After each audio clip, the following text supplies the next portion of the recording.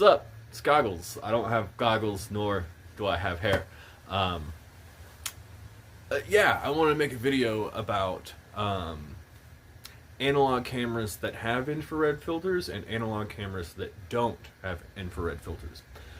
I normally run all of my quads without the IR filter because it's more friendly in like low light environments, ripping parking lots at night, getting into like a dark situation, you're flying and stuff. It just makes a world of difference, at least to me.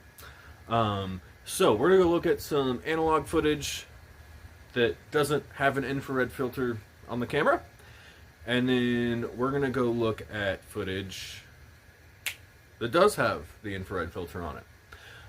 So I'm gonna shut up, and this is analog footage without the IR filter. Woo!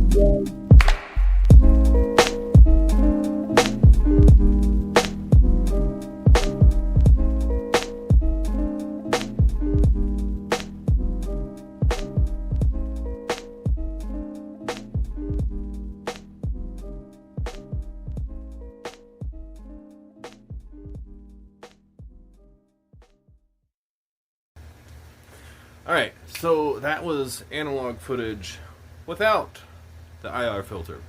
When I go out over that little retention pond area, it's actually dark over there. Like, it's as dark as this.